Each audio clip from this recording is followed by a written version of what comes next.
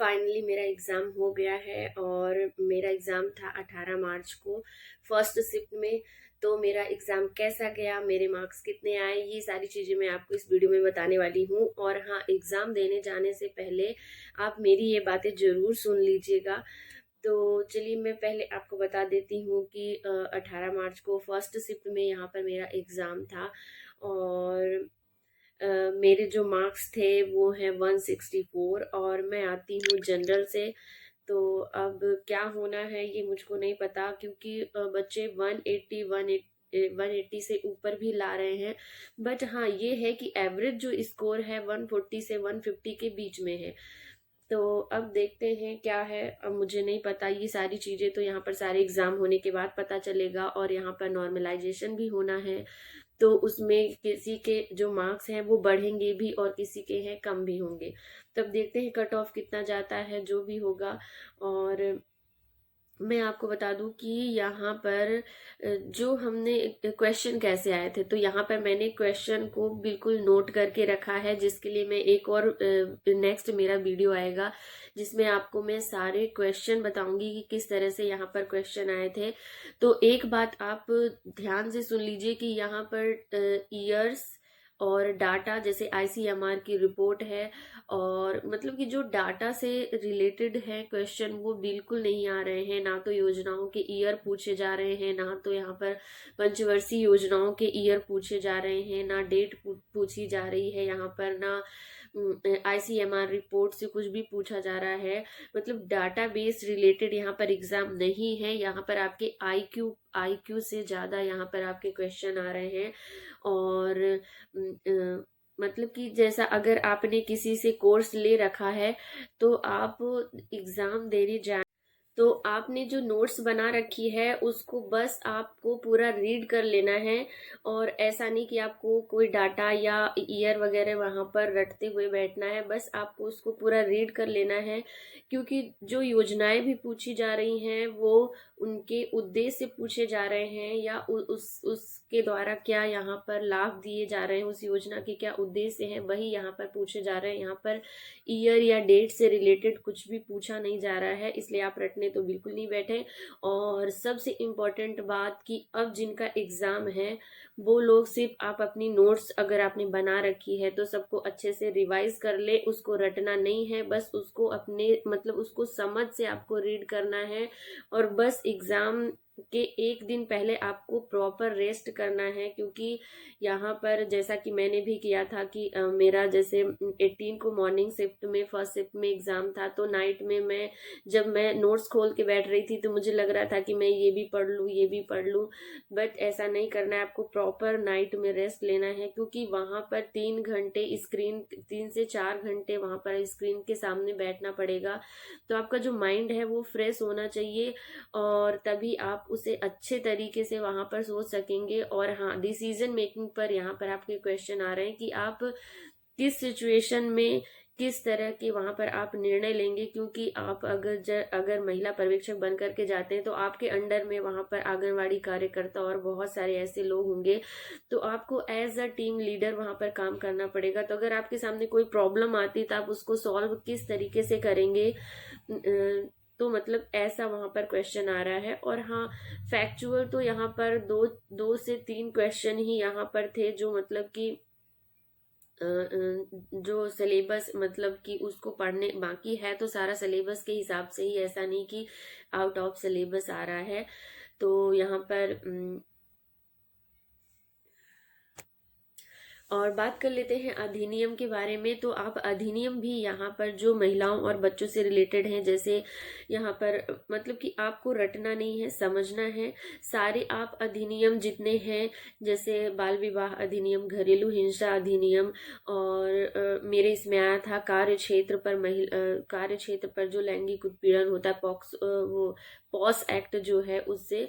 तो बस यहाँ पर मेरे इसमें तो मैं आपको सच में बता दूं कि यहाँ पर ये भी नहीं पूछा था कि किस धारा में क्या है, ऐसा कुछ नहीं था। बस आपको पूरा उसे अच्छे से समझ लेना है कि क्या होता है, किनको मतलब कि इसका लाभ मिलता है और कैसे मिलता है। बस वहां पर आपको उसको अच्छे से रीड कर लेना है, समझ लेना है, उसी आपके समझ से रिलेटेड ही वहां पर क्वेश्चन आने हैं। तो इसमें सबसे जरूरी बात यह है कि उस सिचुएशन में जब आप स्क्रीन के सामने बैठे हैं, आपके सामने क्वेश्चन है, आप उसके बारे में किस तरह से सोच रहे हैं और आपका जो IQ लेवल है वो किस तरह से काम कर रहा है, बस सब कुछ इसी पे डिपेंड करने वाला है। और अच्छी बात भी है कि यहाँ पर अब जो भी एग्जाम हो रहे हैं वो यहाँ पर रट्टाफिकेशन पर नहीं हो रहे हैं कि आप रट लेंगे और उस हिसाब से वहां पर जा करके टिक कर देंगे, और ऐसा होना भी चाहिए। ये चीजें बहुत अच्छी लगी। तो बस अब जिनका एग्जाम होने वाला है तो बेस्ट ऑफ लक, और घबराना बिल्कुल नहीं है, बहुत अच्छा जाएगा, सबका एग्जाम अच्छा ही जा रहा है। और अगर आपके अभी कम नंबर भी आ रहे हैं, जिनके हो गए हैं उनके लिए मैं बात कर रही हूँ, जिनके कम नंबर भी आ रहे हैं तो अभी नॉर्मलाइजेशन होना है। उसके बाद क्या होगा, वो नॉर्मलाइजेशन में भी यहाँ तक कि 10-10 नंबर बढ़ जाते हैं और 10-10 नंबर घट जाते हैं।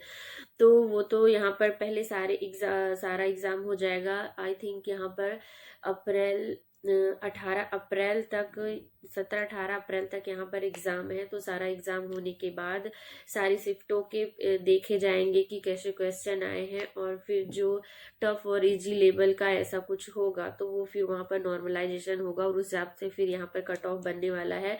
तो अभी तक जितने एग्जाम हुए हैं एवरेज मार्क्स 140 से 150 आए हैं। तो अगर आप 170 या 170 से ऊपर ला रहे हैं तो फिर आप सेफ जोन में हैं, और बाकी उसके नीचे वाले तो यहाँ पर बॉर्डर में हैं, और 150 से नीचे वाले तो अब SC ST के अगर होंगे तो मे बी हो भी सकता है। अब देखते हैं क्या होता है। तो बस अब जिनका आगे एग्जाम है आप अपनी सारी नोट्स को एक बार रीड कर लीजिए, और एग्जाम देने जाने से पहले प्रॉपर रेस्ट लीजिए, ताकि आप फिजिकली मेंटली वहां पर हेल्दी रहें, तभी आप वहां पर अच्छे से वहां पर सोच पाएंगे और आंसर दे पाएंगे। और अगर आप गर्ल्स हैं तो यहाँ पर आप क्लिप या क्लचर वगैरह वगैरह लगा करके ना जाएं। वहां पर क्लिप और क्लचर निकाल ली जाती है, और आपको पेन लेकर के जाने की भी जरूरत नहीं है। वहां पर पेन भी अंदर लेकर नहीं जाने देते हैं, पेन आपकी सबमिट कर लेंगे। और वहां अंदर जब आप लैब में जाएंगे तो सबको एक एक पेन दिया जाता है, और जैसे ही आपका एग्जाम वहां पर सबमिट हो जाएगा कंप्यूटर में, एक पेन वगैरह ले लिए जाते हैं। तो बस आपको वहां पर अपना एडमिट कार्ड, आधार कार्ड और एक फोटो, सिर्फ एक ही फोटो वहां पर एक्स्ट्रा लगेगी, जो आपने वहां पर आपके एडमिट कार्ड में जो फोटो है जो आपने फॉर्म के टाइम पे दी है, बस वही एक फोटो लेकर के जानी है बस। और बस पेन वगैरह और कुछ लेकर के नहीं जाना है, और सिंपल सी रबड़ लगा करके जाना है। क्लिप और यहाँ पर क्लचर वगैरह लगा करके जाने की जरूरत नहीं है, अगर आप लगा करके जाएंगे तो वहां पर निकलवा के रखवा लिया जाएगा। तो बस इस तरीके से हुआ मेरा एग्जाम। मेरे कितने मार्क्स आए मैंने बता दिया, और कौन कौन से क्वेश्चन आए थे मुझे बहुत अच्छे तरीके से याद है, तो यहाँ पर मैं नोट करके बताऊंगी। और मैं बता दूं कि यहाँ पर मैथ्स और रीजनिंग की टेंशन लेने की बिल्कुल जरूरत नहीं है। वो क्वेश्चन इतने नॉर्मल आ रहे हैं कि आप बहुत ही आसानी से वहां पर उसे सॉल्व कर लेंगे। और मैं आपको एक रीजनिंग का क्वेश्चन बता देती हूँ कि 5, 10, 15, 20 और फिर उसके बाद डैश, फिर उसके बाद क्या आएगा। तो आपको बहुत ही सिंपल है, यहाँ पर 5 प्लस कर रहा है तो 25 आ जाएगा। और इसी तरीके से मैथ्स के भी क्वेश्चन थे, और पासे से यहाँ पर क्वेश्चन था।